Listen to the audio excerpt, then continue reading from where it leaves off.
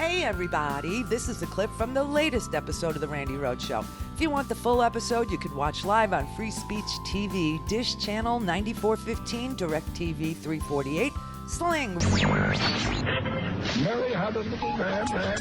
The fault.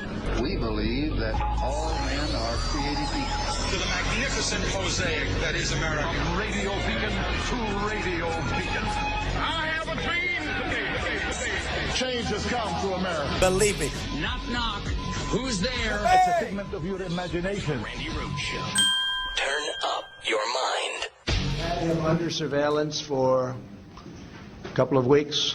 We knew a little bit about where he was going, where he was heading. We had very good information that he was going to another location. He didn't go. 2 or 3 efforts were canceled because he decided to change his mind, constantly changing his mind. Sounds familiar. And finally, we saw that he was here, held up here. We knew something about the compound. We knew it had tunnels. The tunnels were dead end for the most part. There was one we think that wasn't, but we had that covered too, just in case. The level of intelligence, the level of work was pretty amazing. When we landed with 8 helicopters, a large crew of brilliant fighters ran out of those helicopters and blew holes into the side of the building, not wanting to go through the main door because that was booby-trapped. And it was something really amazing to see. I got to watch it along with General Milley, Vice President Pence, others in the Situation Room, and we watched it so clearly. So clearly. How did you watch it? Well, I don't want to say how, but we had absolutely perfect, as though you were watching a movie. It was that and the technology there alone is really great.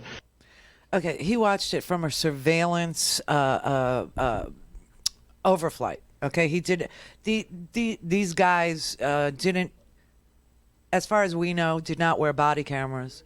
There was a dog that was injured in the raid. That dog was not wearing a body camera.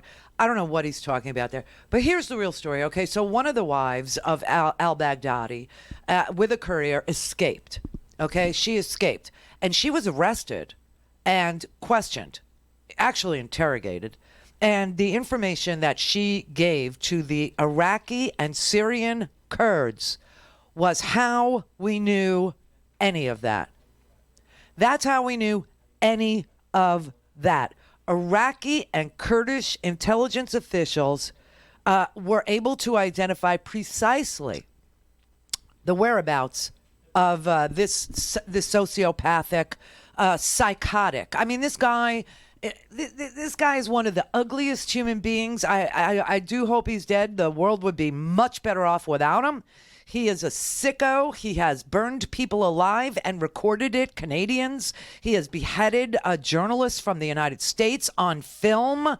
He literally was taking girls and selling them to be raped repeatedly. I mean, he was the sickest. Even Al-Qaeda did not approve of what al-Baghdadi was doing, which is why it was so strange that he was in Al-Qaeda-held territory. And so if you think that George Bush got rid of Al-Qaeda with his surge, you're wrong. You're wrong. Al-Qaeda still holds lots of territory. But anyway, so the Kurds continued to provide information to the CIA.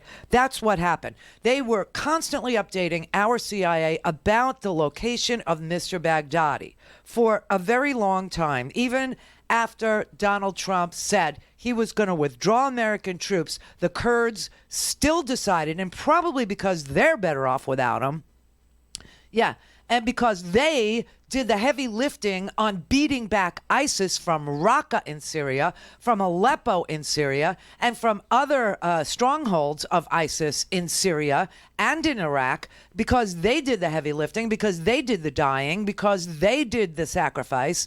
I mean, I've told you a million times, you know, they had about 60,000 troops. 11,000 of them died, both men and women, soldiers, right? And they died, and 25,000 of them were wounded badly. And still, when Donald Trump said, we're abandoning you, they still cooperated with the CIA and gave them all updated information about where he was and that he hadn't moved and that he was in this stronghold that was, controlled by a guy named Huras al-Din. Huras al-Din.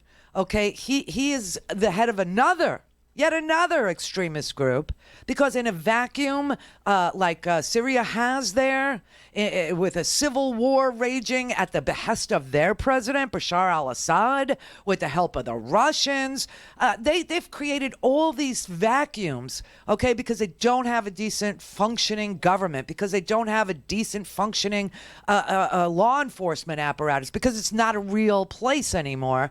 You have all these extremists moving in, and the Kurds are the ones that clean it up. The Kurds are the ones that fight it and beat it back. The Kurds are the ones that do the arresting. The Kurds are the ones that do the housing. They're the ones that do the interrogation. They're the ones that give the intelligence to the United States. These fighters are the most amazing people on this planet, because we have broken promises to them over and over and over, and they just want a little bit of land. They just want a little Kurdistan, just a place to be peaceful, just a place to exist without constantly being attacked. All right. So anyway, they said, Baghdadi is at this compound of Huras al-Din. He's another extremist. Okay. And so one of the questions is, what happened to Huras al-Din? Did we get him too? No one knows. No one knows. It's not clear. Don't know. Anyway, the Army's elite Delta Force is the commandos that led this raid. And so what happened was, when they found out that we were withdrawing special forces, which is what they are, they said, oh my God, we got to draw up some plans. We have to rehearse. We have to conduct the mission. We have to kill or capture this Baghdadi guy, the freaking Kurds. It's the last gift we can give them, is to get this guy out of their realm. So they decided that even though this operation had been canceled 2 or 3 times before, they had 2 or 3 days. This is according to a senior administration official. They had 2 or 3 days, the senior administration official said, before al-Baghdadi was supposed to move. And so the military officials decided they had to do it now. And they did it in spite of Donald Trump, not because of Donald Trump. They did it because they knew they were going to lose their ability to do it. They said that that when Trump ordered American troops to withdraw from northern Syria earlier this month, intelligence, military, and counterterrorism officials said that it disrupted their meticulous planning underway and forced Pentagon officials to speed up the plan for a much riskier night raid before their ability to control their own troops, to control their own reconnaissance guys, to control the spying that was going on, and before their reconnaissance aircraft disappeared with the pullout.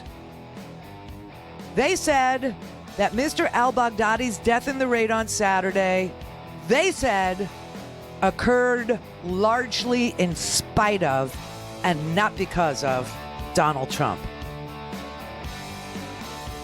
So that's the real truth about what the operators on the ground were saying and why they had to do it so quickly and in spite of him.